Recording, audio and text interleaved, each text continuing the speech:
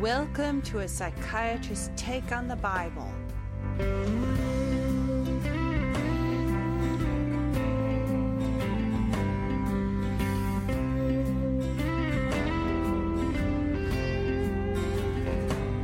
This podcast does not provide psychiatric, medical, or professional advice, opinion, treatment, or counseling. It contains general information for educational purposes only and is not a substitute for psychiatric, medical, or professional care. It does offer a unique "so what" take on the Bible of a board-certified psychiatrist who is also an ordained minister.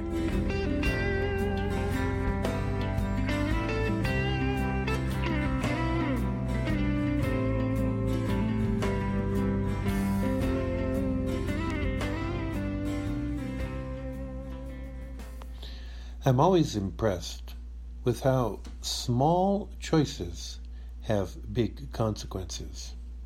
One of the things that has always troubled me is comparing the behavior of people in a church service and the behavior of people at a sports game or a rock concert. Can you imagine going to a rock concert and having everybody fight to sit in the back? You'd wonder, this must be a terrible band. And yet you go to church and everybody fights to sit in the back. Few people sit up front, but it's not the norm. And that's a small choice, but I think it's a very powerful one that can damage the church. I mean, remember a meeting I was in where our pastor asked people to move up toward the front, and nobody got up and moved. I stood up and pointed out that I've been observing this pattern in the church, and I really think it may be the number one reason why the church is not impacting the world and the society the way it should. Because everybody thinks, I can be the exception. I can be the one little person that doesn't do his part, and God will still accomplish what he wants to accomplish. Of course, the scriptures say that God sought for a man to stand in the gap, and there was none. And so the city fell. So God will ultimately have the last word, but it may not be the word he would have had if you had moved. There's another small choice that I see people making all the time. The choice to not smile. Oh, they'll quote the verse, "The joy of the Lord is my strength," but you can't see a scrap of joy on their face. You can't even see a scrap of joy in the way they sit and walk. The scriptures are clear. We are to lift up the hands that hang down. I see people, it's as if they're trying to say to the world, I should get extra credit for how miserable I'm willing to be as I serve God. I remember one gentleman who had not been a very good father, and that and many other reasons, his son had rejected the Lord. In the middle of living a wild and debauched life, the son had a brain aneurysm pop and fell dead. The dad went to church and had a long face and looked miserable. And basically he said, God killed my boy, but I'm going to worship God by going to church. But he was not worshiping God by washing his face and standing up straight. I remember in the Old Testament when the priest, his sons, had disobeyed God and offered foreign fire before the altar and were struck dead. And the priest was instructed, no, you don't get to wallow in that and act like, poor me, God killed my kids. They had killed themselves through their own choices. I walk into church and there's one couple sits in the back row and never smiles. I swear that if they did, their faces would probably break. Then there's a majority of people who only smile at those who they know. That is very damaging as well. And we are to treat those we don't know, even our enemies, even better than our friends. We need to smile at everybody. Church is not just a place to get together and isolate into groups. The young don't relate to the teens don't relate to the young adults don't relate to the older people. That's just sad. We're all just people, and age, I think, to God must seem like a strange thing, since time, from his perspective, is so different. Just because we've been around a little longer, a little less, doesn't mean we aren't all his children. I recognize that showing joy by smiling, by getting up early and making the bed, taking a shower, putting on clean clothes, eat and enjoy your breakfast, and then as you go through the day, sing and smile, can be hard. But remember, if you're going through a difficult time, you need to be aware that we're to experience it differently than the heathen. The scriptures say we should mourn, but not like the heathen, for they have no hope. So our mourning is filled with hope.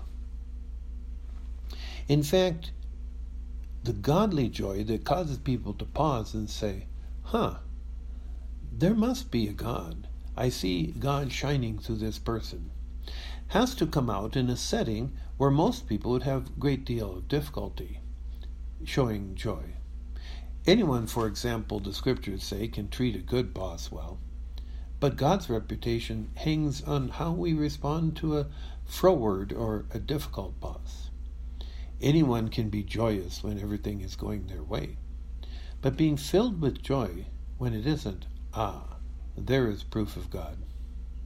I remember 2 lady missionaries, single ladies, who were being attacked in war, and actually the room they were in was being shot at. And the one lady looked at the other and noticed joy on her face. And rather than what I probably would have done is beat myself up for not having that joy, she said, wait a minute, that lady has the same God I do, and she's just looking in the right place. I need to look back at my Savior. It's not we have joy in the Lord, or we have joy for the Lord. It is the joy of the Lord that is my strength. He is always filled with joy. Even in the midst of the difficult times, he can see the end. He can see the awesome things he is going to make out of our obedience and out of the difficulties. We need to tie into that joy. Scriptures also say, besides lifting up the hands that hang down, we need to make straight paths for our feet. So one of the things that can rob us of joy is when we take on responsibilities that God didn't ask us to and get no strength to handle it. Or we forget our weaknesses and try to barge ahead. We need to say, Lord, in spite of my shyness, you help me talk. In spite of my weakness, you help me walk. You give me the strength, and then rejoice in what he does through you. Recently, there was a young lady who was baptized in our church. She's about 7, and I love it when young people get saved. I was about 5, and I think as a result of getting saved young, I've never wasted any time wondering if there was a God, and I just wonder about myself sometimes, but never about him. So it was a delight to see this young lady getting baptized. She was short, and they'd filled the baptismal a little too full. When she tried to sit down, she almost floated. Well, a lot of people would be upset at who had miscalculated that one. She wasn't upset. A lot of young people would be so shy, and in their shyness they would sin against the Lord by looking scared. No, she was in front of everybody. She almost flipped over backward, and when the pastor asked her to give testimony of her salvation, was she saved, and did she trust in Jesus Christ as her Savior, and ask God the Father to forgive her for her sins? And with a loud, almost a whoop and a huge smile, she said, yes, yes, yes. And I thought, out of the mouth of babes, that I've been trying to practice more of glorious godly glee.